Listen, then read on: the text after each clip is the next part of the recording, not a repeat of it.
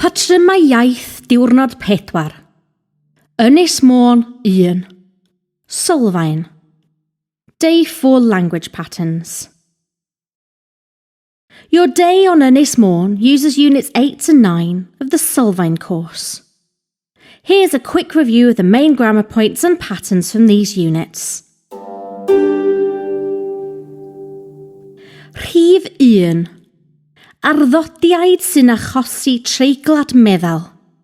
Prepositions that cause a soft mutation. Prepositions are the little words that show the relationship between things. For example, dwi'n mynd I Fangor. Or I, am, ar, at. These were all introduced in mynediad. Now there are more we need to learn. Am, ar, at. Dan, dros, drwy. I, o, heb. Gan, wrth, hyd. All of these prepositions cause a soft mutation in the word which follows. Also, these prepositions conjugate, rhedeg, with pronouns. Here are the ones that you've come across so far. I mi, I ti, iddo fo, iddi hi, I ni, I chi, iddyn nhw. Ar, arna I, arna ti, arno fo, arni hi, arno ni, arnoch chi, arnyn nhw. At, ata I, ata ti, ato fo, ati hi, ato ni, ato chi, atyn nhw. Am, amdana I, amdana ti, amdano fo, amdani hi, amdano ni, amdano chi, amdanyn nhw. Wrth, wrtha I, wrtho I, wrtho ti, wrtho fo, wrthi hi, wrtho ni, wrthoch chi, wrthyn nhw. O, ohona I, ohono ti, ohono fo, ohoni hi, ohono ni, ohonoch chi, ohonyn nhw. A few other things to remember.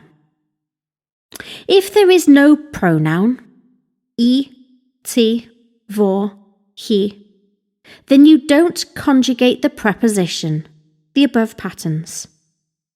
Anfonwch e-bost at Mr Jones. Dwi'n siopa am ddillad newydd. You never use yn before a preposition. Dwi mewn cyfarfod. Mae o efo ffrindiau. Roedd y ci yn yr ardd. Prepositions don't translate directly between English and Welsh. Am. This mostly means for or about, though other things too. Ar. This often means on, but can mean a host of other things and is used in many idioms. At. This often means to or up to, and often suggests looking forwards to something. I. This commonly means to or for, and often means into. Or. This mostly means of or from. Wrth. This often means by or alongside in a spatial sense.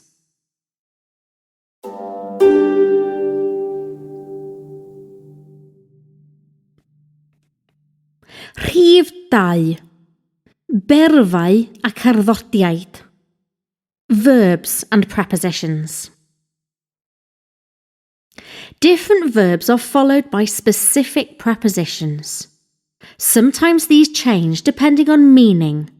For example, mynd at plus person. Dwi'n mynd at a meddyg. Mynd I plus a place. Dwi'n mynd I Wrecsam. Here are a few other useful examples. Ysgrifennu at plus a person. Ysgrifennu I plus a place or purpose.